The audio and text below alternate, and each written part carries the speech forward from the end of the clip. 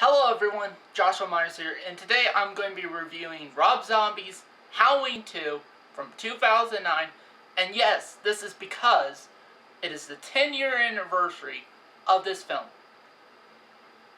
So let's get right to it. Michael Myers. I know he's not gonna come back just because of some stupid holiday. Are you a giant? On August 28th, Call 911. There's blood everywhere. Rob Zombie completes his extreme vision Happy Halloween. How do you like 2 bullets? of a terrifying legend. What do you want from me? Halloween 2. This film's not yet rated. Halloween 2 from 2009 stars Tyler Mane, Scout Taylor-Compton, Danielle Harris, Brad Dourif, Jerry Moon Zombie, Malcolm McDowell, and is directed by Rob Zombie. The plot of this movie is that it takes place 3 years after the events of the first Rob Zombie remake. Or 2 years if you're watching the theatrical cut. I watched the director's cut, so in this case it was 3 years. And basically it focuses on the aftermath of Michael Myers' rampage as we get to see how the events of the first film affected the survivors. Like our main characters, especially Laurie Strode. And also delves into both Myers and Laurie's psychic connection and psychological thinking of the whole thing. Also, we do find out in this movie that Michael Myers and Laurie Strode are brother and sister. Welcome back, everybody. Wow, it's been 10 years since this movie came out. I'm a little bit late on this because the 10-year anniversary was like August 29th, and it's now September 1st. So I'm like 3 days late on this, so, but it's getting close to fall, so it's perfect timing, actually. So, at least where I'm from, it's getting close to fall, so. I always wanted to redo my review of Rob Zombie's Halloween 2, mainly because I just honestly felt like it could have been done much better. And at the time, my camera was giving me problems, so I had to use my laptop's webcam for it. So this is better quality, and yeah. Also, my thoughts have changed since then. At that time when I reviewed it, I only seen it twice.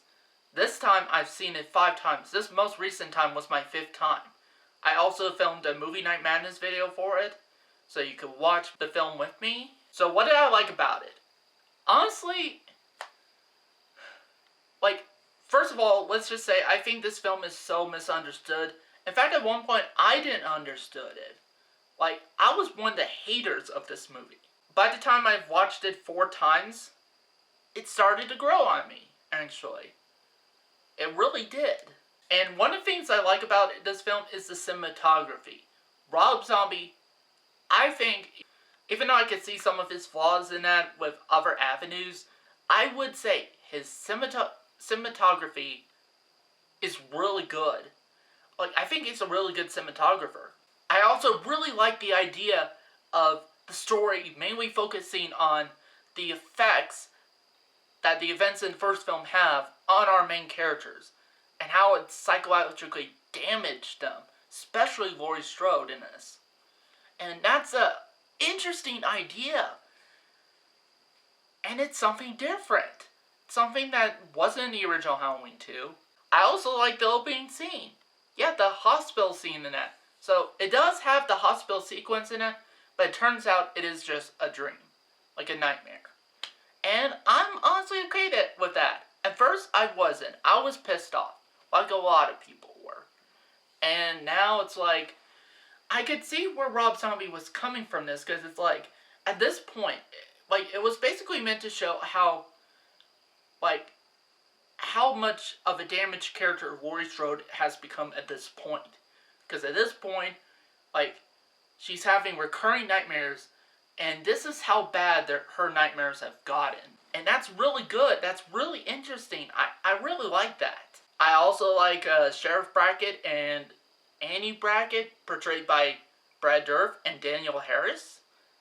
Honestly, their characters are more focused on in this movie than the first one. And I really like those characters. I really do. And I think both both actors do a really good job. I think Danielle Harris does a really good job as Annie, and Brad Dourif does a really good job as Sheriff Brackett. I also like the music that was done here by Tyler Bates, who ended up like going on to score the music for Guardians of the Galaxy and stuff like that. And the music is still pretty good.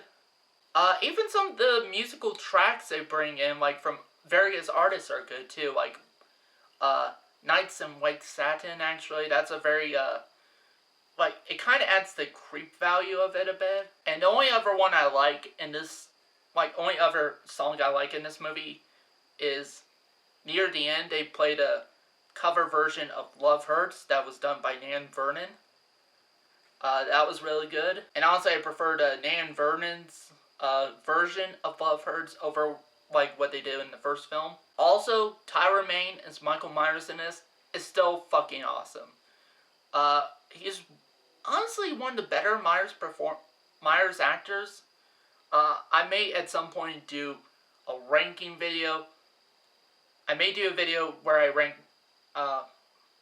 my favorite Myers portrayals from worst to best out of all of them. If you guys want to see me do that video, let me know in the comments, actually. So, and honestly, I get why people ended up hating on this movie. I think it was kind of like a Halloween Free Season of the Witch type deal, actually, because this movie was far removed from what would be considered traditional Halloween Michael Myers movie, and it got ridiculed for it. And yeah, I think it's just because people weren't ready to see something like that yet. And over time, it has grown a cult following. I think it's good, actually. Also, I would say, like, I thought Scout Taylor-Compton and Laurie Strode in this one, there were some things in this one she was better at than in the first one. For example, like, just all the stuff she had to do in this film. Like, she had to be emotionally upset and then crazy, and just, like her, like, range of acting is really good in this movie. And Malcolm McDowell in this movie is also a really good actor in this film, too. What did I not like about this movie? Yeah, there's still some stuff I do not like about this film. And that's, I think Rob Zombie used way too much gore. And here's the thing, I don't mind gore at times. Hell, I've seen the fucking Saw movies. But even Saw movies were tame in their gore compared to this.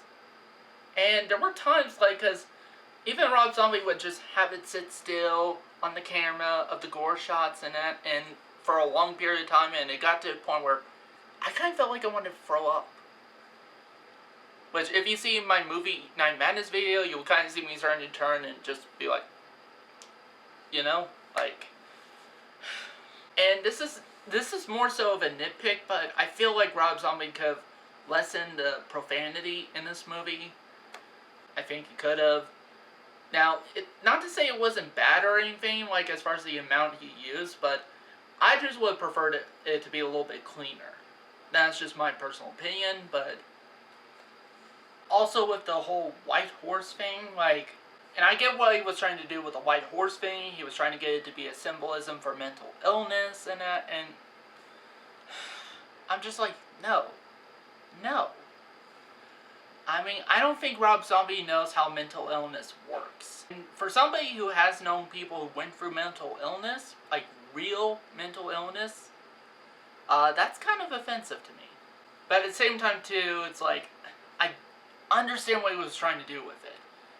And knowing that, I just felt like it was a way for him to get his wife, Sherry Moon Zombie, into the mix. Even though they killed her character off in the first one, she committed suicide in that one. So it's like, yeah, I really thought this was fucking weird. And not in a good way.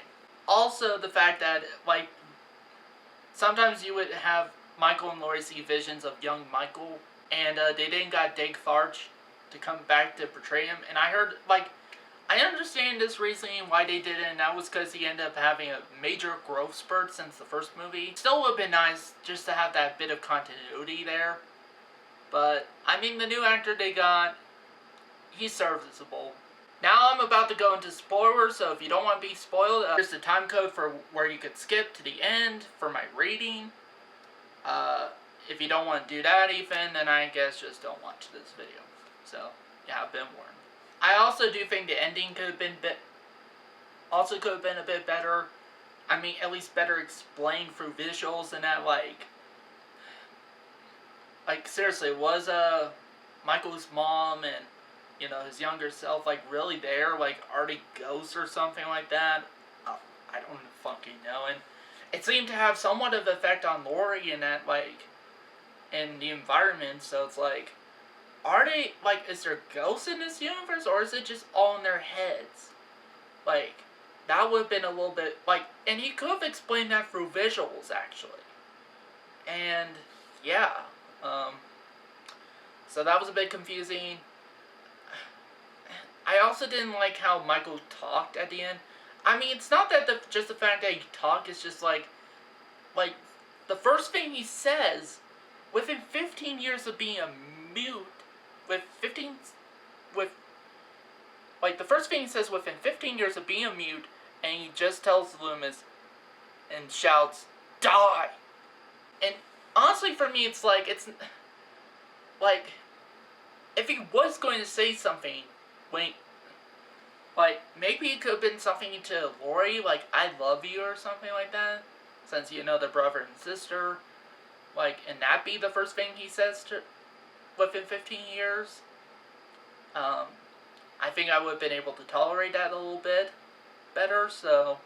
And also just the ending, because they killed off Loomis, they killed off Michael, supposedly, I don't know. They also killed off Laurie at the end. And it's like, and there's this weird thing where it's like, shows her in, like, a mental hospital, it's like all white and that, and, she's on a bed, and you see, in the hallway, Laurie's mom and the white horse coming towards her, and her smiling like this. While also it's playing Love Hurts by Nan Vernon, which, honestly, I prefer this version of Love Hurts in the first film, but that's just me. But anyway, I don't get that. Was that, I guess she's some sort of, limbo, almost like a purgatory, or is just that where her last kind of subconscious thoughts before, right at the moment she died? I don't know. It's like a little, I get it, you don't want to explain too much and everything, but a little bit of explanation would have been helpful. And my new rating for Rob Zombie's Halloween 2 from 2009 is a 4 out of 5 stars. I really like it now. It's really good. There are some problems I have with it. It could get a bit confusing. But other than that, I like it now. I think it's a good movie. And honestly, now I'm kind of wondering what Rob Zombie would have done for Halloween 3. In fact, I've heard some stuff about all that, and that's a different story. Probably a different video, maybe, if you want me to go through the production of, the production problems that, getting a new Halloween film had. All the issues it took for them to get a new Halloween film off the ground since this movie. If you want me to do another video like that, discussing all those problems it had and the different stories and ideas and all that stuff, if you want to see a video like that, let me know in the comments below. Also, be sure to click like on the video, and if you're new to my channel, click subscribe, and also share this video. And that's it for this review. Thank you guys for watching, and see you next time.